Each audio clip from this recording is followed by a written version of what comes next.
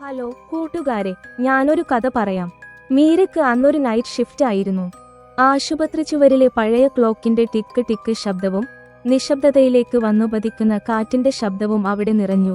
മീര തന്റെ ഡ്യൂട്ടി റിപ്പോർട്ടുകൾ എഴുതിക്കൊണ്ടിരിക്കുകയായിരുന്നു. വൈകുന്നേരമാണ് അടുത്തുള്ള ഗവൺമെന്റ് അനാഥാലയത്തിൽ നിന്ന് അമ്മു എന്ന 10 വയസ്സുകാരിയെ അവിടേക്ക് മാറ്റിയത്. കടുത്ത പനിയും തളർച്ചയുമായി വന്ന ആ കുഞ്ഞിനെ നോക്കാൻ ആരുമുണ്ടായിരുന്നില്ല. രാത്രി 2 മണിയായി കാണും. മീര വാർഡിലൂടെ ഒന്ന് നടന്നു. അമ്മുവിനെ ഒന്ന് നോക്കി. അവൾ ഉറങ്ങുകയാണ്. പെട്ടെന്ന് അമ്മു കണ്ണു തുറന്നു. അവൾ മീരയുടെ യൂണിഫോമിൽ പതുക്കെ പിടിച്ചു. ചേച്ചി, എനിക്ക് പേടിയാകുന്നു. മീര ഒന്നു ചിരിച്ചു. അമ്മുകുട്ടി പേടിക്കണ്ട, ചേച്ചി ഇവിടെയുണ്ടല്ലോ. മീര അവളുടെ നെറ്റിയിൽ തലോടി. അമ്മുവിന്റെ മുഖത്ത് ഒരു പ്രത്യേക ശാന്തത പടർന്നു. അവൾ പതുക്കെ എഴുന്നേറ്റിരിക്കാൻ ശ്രമിച്ചു. ചേച്ചി, എനിക്ക് ആ ജനലൊന്ന് തുറന്നു തരുമോ?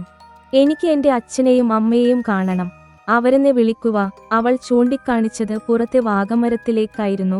കാറ്റിൽ ആടുന്ന ഇലകൾക്കിടയിലൂടെ നിലാവെളിച്ചം അരിച്ചിറങ്ങി. മീര അവളെ ചേർത്തുപിടിച്ചു. ജനലിനടുത്ത് നിന്നു. അമ്മു ചിരിക്കുകയായിരുന്നു. അവൾ ജനൽ ചില്ലിൽ വിരലുകൾ കൊണ്ട് എന്തൊക്കെയോ വരച്ചു. പിന്നീട് പതുക്കെ മീരയുടെ കൈ പിടിച്ചു തൊട്ടടുത്ത ബെഡിലേക്ക് നടന്നു. അവിടെ ബോധരഹിതനായി കിടക്കുന്നത് ഒരു വൃദ്ധനായിരുന്നു. ആരും അന്വേഷിക്കാനില്ലാതെ ആഴ്ചകളായി കഴിയുന്നൊരാൾ. അമ്മു ആ വൃദ്ധന്റെ കൈകളിൽ തന്റെ കുഞ്ഞു കൈകൾ വെച്ചു.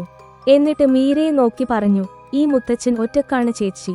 ആരുമില്ലാത്ത മുത്തച്ഛനാ ചേച്ചി, ഈ മുത്തച്ഛനെ നോക്കണേ.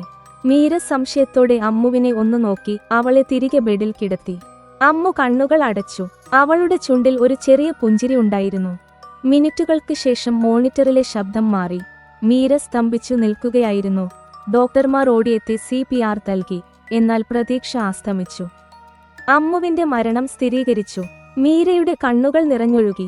പെട്ടെന്ന് മീരയുടെ ശ്രദ്ധ അടുത്ത ബെഡിലെ മുത്തച്ഛനിലേക്ക് പോയി. മൃതപ്രായനായി കിടന്നിരുന്ന അദ്ദേഹത്തിന്റെ വിരലുകൾ പതുക്കെ ചലിക്കുന്നു. വൃദ്ധൻ കണ്ണുകൾ തുറന്നു. അദ്ദേഹത്തിന്റെ കണ്ണുകളിൽ നിന്ന് ഒരു തുള്ളി കണ്ണീർ കവിളിലൂടെ ഒലിച്ചിറങ്ങി. തന്റെ ജീവൻ പോകുമെന്നു തോന്നിയ നിമിഷം മറ്റൊരു ജീവനു വേണ്ടി സ്നേഹം കാണിച്ച അമ്മുക്കുട്ടിയുടെ മനസ്സ് മീരയെ കരയിപ്പിച്ചു കളഞ്ഞു. പിറ്റേന്ന് രാവിലെ ഡ്യൂട്ടി കഴിഞ്ഞ് ഇറങ്ങുമ്പോൾ ജനൽ ചില്ലിൽ അമ്മു വിരലുകൾ കൊണ്ട് വരച്ചിട്ട ചിത്രം മീര കണ്ടു. ഒരു കുഞ്ഞു ഹൃദയം. കൂടുതൽ കഥകൾ കേൾക്കാനായി ചാനൽ സബ്സ്ക്രൈബ് ചെയ്യുക. നിങ്ങൾക്കും കമന്റ് ബോക്സിൽ അനുഭവങ്ങൾ പങ്കുവെക്കാം. ശുഭദിനം.